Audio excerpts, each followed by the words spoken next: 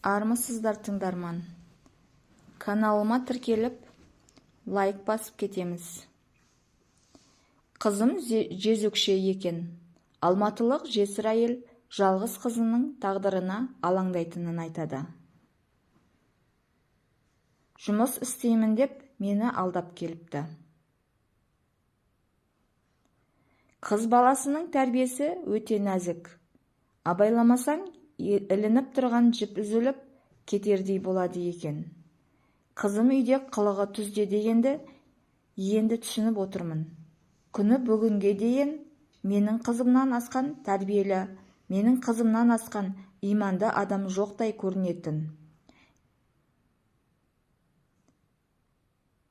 Бір қыз, екі ұл тәрбиелеп отырған жалғыз ілікті ана көпшіліктен ақыл кеңес сұрап отыр. Тағдырдың сынына түсіп, жесірліктің дәмін ерте татсам да, балаларыма әкелерінің орнын басуға барынша тырыстым. Айлығымды алғанда ең әуелі солардың жоғын түгендеймін. Ең дәмді, ең таңсық асты да сатып әкеп, солардың аузына тостым. Әкеміз болғанда бүйтер едік, деп өкінгендерін көргім келмеді. Осы мақсатпен мен не істемедім? Ауруханалардың бірінде мейірбикемін. 2 күн істеп, 3 күн демалам. 3 күннің 2 күнінде жекеменшік ине егу бөлмелерінде істеймін. Қалған 1 күнінде байлардың үйін жинап беріп, нәпақа табамын. Шынымды айтсам, жеке өміріме уақыт жоқ. 40-қа енді келдім. Артымнан жүгірген, ықылас ниетін білдірген азаматтар аз емес. Ешбіріне мойын бұрып қарамадым. Бой жетіп келе жатқан қызым бар. Көңілдестермен әмпей-жәмпей боп жүрсем, оған не тәрбие беремін деп бәріне сылтауым дайын тұратын. Сөйткенде не ұттым десейші. Биыл қызым университеттің 2-ші курсына өтті. Мектеп кезінде өте қатал болдым. Дискотека, отырыс сияқты іс-шараларға жібермейтінмін. Саған әлі ерте, қазіргі заман қиын деп құтылатынмын. Соның бекер болды ма? Қызда анда-санда еркіне жіберіп, еркелетіп отыру керек екен. Студент болғалы тым еркінсіп кетті. Мама, мен енді оқушы емеспін, деп өзіне ұнаған киімдерді ғана киетін болған. Талабы көбейді. Маған мынандай косметика керек деп ақшаны жиі сұрайды. Баяғы сарауыз балапан емеспін, қыздармен қыдыруға шығамын, деп арасында кешкі отырыстарға баратын болды. Оның әр талабын орындай беретін менде қайдан ақша болсын.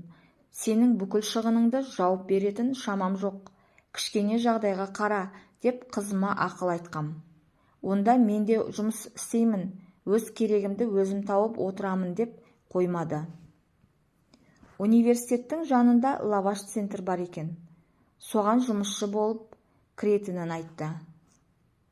Сол кезден бастап қызымды сирек көре бастадым. Азанда ерте тұрып сабаққа кетеді. Одан түн ортасында бәріміз ұйқыға жатқанда бірақ келеді. Көбіне мен түнгі ауысымда болып қалам. Телефонмен сөйлесетін жағдайға жеттік. Бәрі дұрыс па, жағдайың жақсы ма, деп сұраймын. Бәрі керемет, деп қысқа қайырады. Ақымақ басым соған сеніп жүре беріппін. Бір күні үйді жинамақ боп, пысықтығым ұстап, айналаны түгел тінтіп шықтым. Шкафтағы киім-кешектерді жинап, кимейтіндерін бөлек алып қояйын деп, қызымның полкасын ақтарғам. Сөйтсем, су жаңа айфонның қорабын тауып алдым. Оның арзан тұрмайтынын білем. Сонда қызым, мұны қайдан алып жүр? Кешкісін қызымның келуін ұйықтамай күттім де отырғызып әңгімеге тарттым. Несиеге алдым. Группалас қыз-жігіттердің бәрінде айфон бар. Мен ақ сол сүмірейіп, мектеп кезіндегі телефонмен жүрмін. Шығарып сөйлесуге ұялам. Амал жоқ, алдым. Өзім айлығымнан төлеп құтылам. Уайымдамаңыз, деп құтылды. Расында да телефоны ескіріп жүрген. Қарсы уәж айта алмадым. Арада біраз уақыт өткен.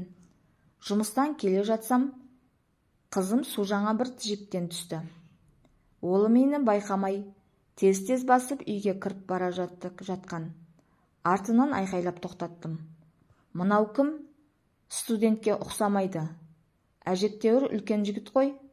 Сен оны қайдан танисың? Деп сұрақтың астына алдым. Ой, мама, жұмыстағы бастығымыз ғой. Жаңа көшеден көріп қалып, үйге дейін әкеп тастады. Деп тағы да сытылып кетті. 2-3 күннен кейін тағы бір көліктен егделеу кісі әкеп тастады. Такси ғой, кім екенін танымаймын. Шақыртып едім, осы көлік келді. Не болды сізге? Бәрінен күдіктеніп деп өкпелеп, менімен сөйлеспей қойды. Жақында қызым ауырып, қайта-қайта қалшылдап, ыстығы түспей қойды. Дәрі берсем кішкене өз-өзіне келеді де, біраз уақыттан соң қайтадан сандырақтай бастады. Болмағасын жедел жәрдем шақырып, ауруханаға апардым. Ауруханаға кірген кезде есінен танып, дәрігерлер дереу жансақтау бөліміне жатқызып қойды. Әлде уақытта бір дәрігер шығып, қызыңыз аборт жасатқан, содан жатырына инфекция түсіп, ауруы асқынып кеткен. Енді тек күшті антибиотиктер салып, иммунитетін көтеру керек, деп төбемнен жай түсірді. Естігенде есеңгіреп қалдым. Осы уақытқа дейін қызымның жан дүниесіне үңілмегеніме, онымен сырласпағаныма, құпиясын білмегеніме қатты қапаландым. Қолымда қызымның телефоны, отыра қалып ішін ақтардым. Сөйтсем, мен сорлы осыларды асыраймын деп жүріп, талай нәрседен хабарсыз қалған екем.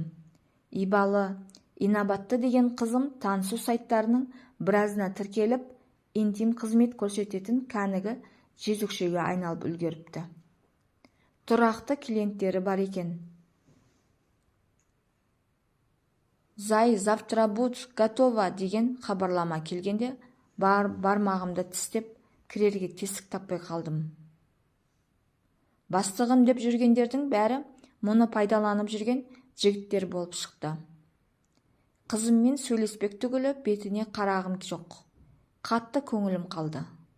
Түсік жасатқанын да, басқасын да білмей қара басып қалдым. Енді оған ұзақ уақыт емделу керек. Балалы болуы да, болмауы да екі талай. Өмірін сорлатып алды. Не жетпегенін, неден кем болғанын түсіне алмадым. Әлде менің аналық мейірімім, әкенің қатал тәрбиесі жетіспеді ме екен?